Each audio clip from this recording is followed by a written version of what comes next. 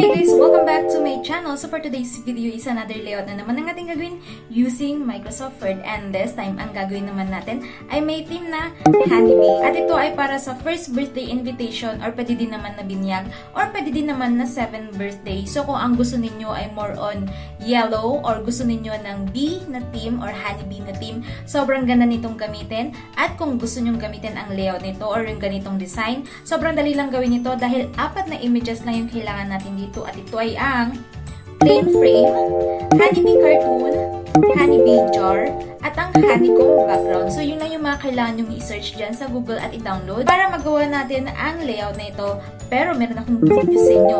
Dahil ang mga images na ginamit ko dito is nandyan sa description box. So, kailangan nyo na lang na i-download yan at ilagay sa isang folder para easy access na lang kayo kapag gagawin na natin ang layout na ito at para hindi na rin kayo mahirapan.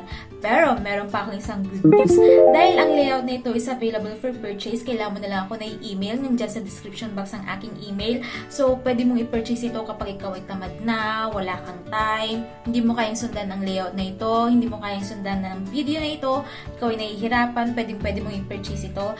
Pero kung gusto mo din naman ng gumawa ng sarili mong layout at mag-experiment, gumawa ng sarili mong invitation or layout, sundan mo lang ang video na ito. So, kung ready ka na, start na natin ito using Microsoft Word.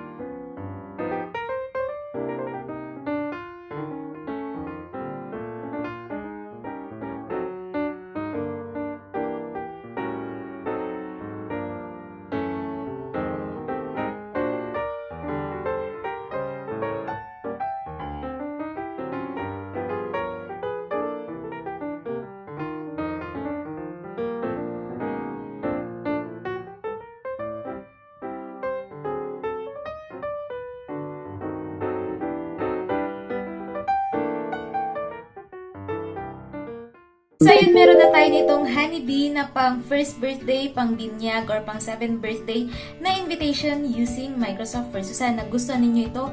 And kung may mga request and suggestion pa kayo, pwede kayo mag-comment dyan sa baba at gagawin natin ng video. Again, thanks so much for watching and see you sa akin next video. Don't forget to like and subscribe.